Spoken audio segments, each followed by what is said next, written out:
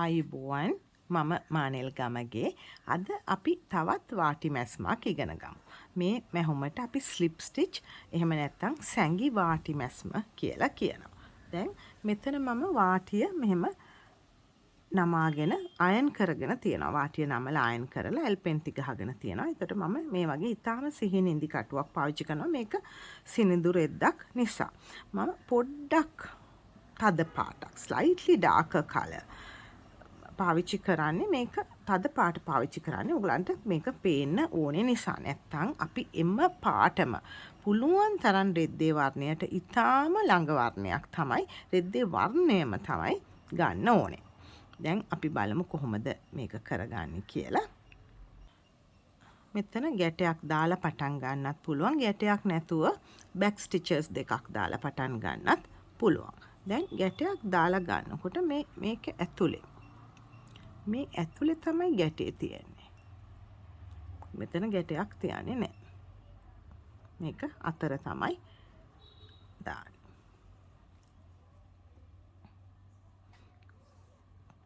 දැන් අපි ඊටා කුඩා මැහුමක්. මෙතන ඊටාම කුඩා මැහුමක්. දැන් මම කියවනේ වාටි මැහුම් ක්‍රම කිහිපයක් තියෙනවා. ඉතින් මෙහෙම චූටි මැහුමක්. ඊටාම කුඩා මැහුමක්. මේ පැත්තට යන්තම් තමයි වදින්නේ. ගන්නවා.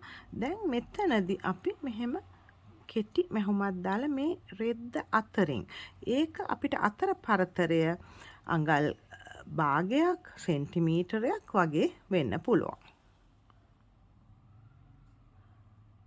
දැන් මේ වාටිය ඇඳුම් සඳහා පාවිච්චි කරන්න පුළුවන්. මේසරේදී ඇඳරේදී ඒ වගේ නොයෙක් දේවල් සඳහා අපිට පාවිච්චි කරන්න පුළුවන්. හුඟක්ම තද කරන්න එපා.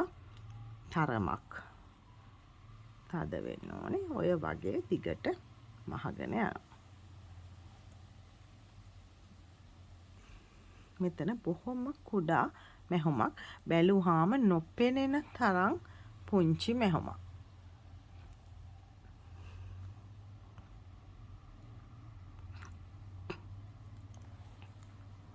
ඉතින් පුළුවන් තරම් මේක නීට් වෙන්න ඕනේ. වාටියක් මහනකොට වාටිය හරිම නීට් වෙන්න ඕනේ.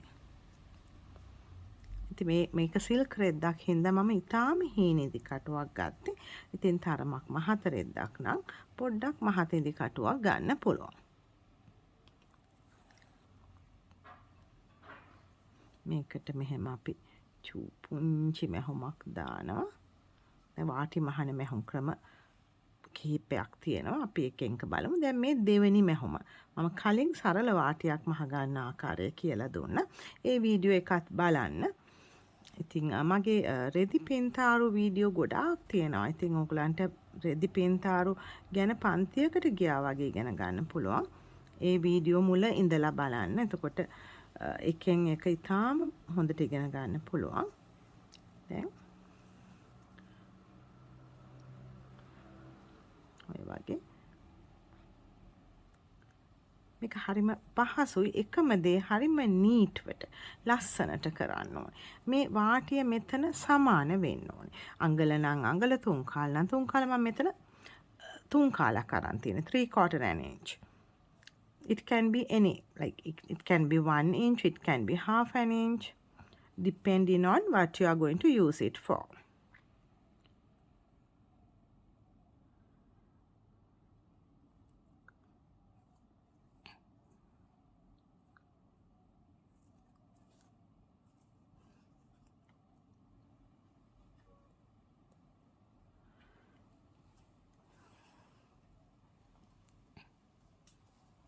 ඔය වගේ ඉතාම කුඩා මැහුමක් සහ අතරින් යන මැහුමක්.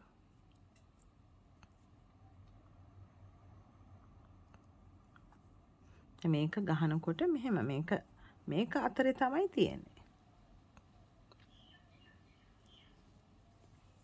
මේ පැත්තට එන්නේ මේ ඉතාම කුඩා very tiny stitch.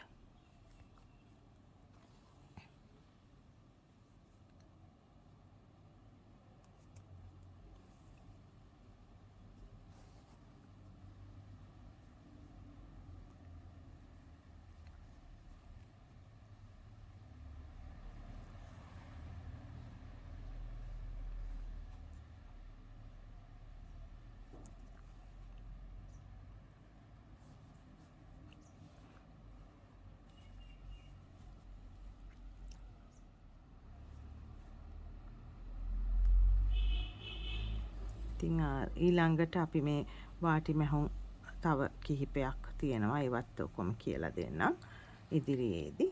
මොකද වාටියක් මහගන්න එක ඉතින් හරීම වැදගත්. අපි හරියට වාටියක් මහන්න ඉගෙන ගත යුතු දෙයක්නේ. හැමෝම ඉගෙන ගන්න ඕනි කියලායි මගේ නම් අදහස. වාටියක් ලෙහුනොත්, වාටියක් ඉරුණොත් ඇඳුමක් කොට කරගන්න, දිග කරගන්න ඒක පුළුවන් වෙන්න ඕනේනේ.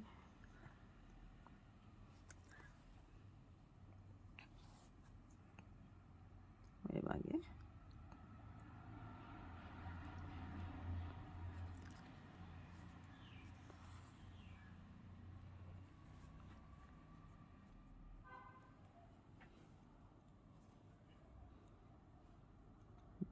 දැන් මේ අන්තිම කොටස. ඉතින් මේ ආකාරයට දිගටම අපිට ගවුම නම් ගවුම, සායක් නම් සාය අවශ්‍ය දෙයට ඔය විදියට මහගන්න තියෙනවා. ඉතින් ඕගොල්ලන් මගේ channel එක subscribe කරලා නැත්නම් subscribe කරන්න, like කරන්න, comment කරන්න, share කරන්න. මම හරිම කැමති comment බලන්න. මොකද comment එකක් දැම්මොත් තමයි මට දැනගන්න පුළුවන් ඕගොල්ලන්ගේ අදහස්, ඕගොල්ලන් තව මොනකටද වඩා කැමති කියලා. ඉතින් ඒකින්ද comment එකකින් කියන්න. ඉතින් මං හිතනවා මේ මගේ වීඩියෝ ඕගොල්ලන්ට හරිම ප්‍රයෝජනයි කියලා.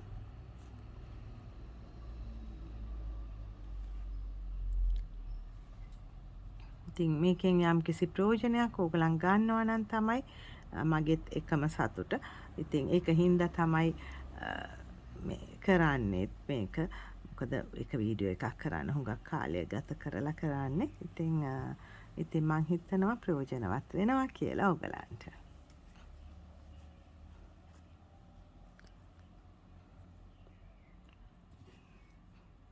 දැන් අපි අන්තිමට ඇවිල්ලා ඉන්නවා. ඊළඟට අපි බලමු කොහොමද මේක ඉවර කරන්නේ කියලා. දැන් මේක මෙහෙම ගත්තා. මෙතන පොඩි මෙහෙම දැම්ම. මෙතන මේ ලූප් එකක් එනවා. මේ ලූප් එක අතරින් ඉදි කටුව යවනවා. මේක එක ක්‍රමයක්. තව ක්‍රමයක් තියෙනවා. අපි ස්පේන්තු දෙකක් මහලා කරන ක්‍රමය. මම ඊළඟ වතාවේදී ඒ ක්‍රමය කියලා දෙන්න. මේක මෙහෙම එකක්වත් ඇති ඕනේ නම් අපිට තව ලූප් එකක් දාලා මහන්න පුළුවන්. එකක් මෙහුවහම ඇති.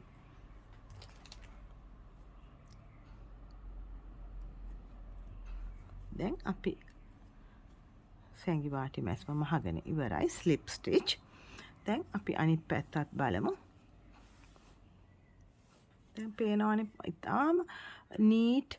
මම පොඩ්ඩක් තද පාටක් අරගෙනත් ඒත් ඒක පේන්නෙම නැති තරම්. It should be very neat and very tiny, very small stitches. I used a slightly darker shade to show. Still see, it doesn't show at all. ඉතින් මං හිතනවා මේක ඕගලන්ට ප්‍රයෝජනවත් වුණා කියලා. ඕගලන් අත්හදා බලයි කියලා. ඉතින් තවත් වැඩසටහනකින් හමු වෙන තෙක් ආයුබෝවන්.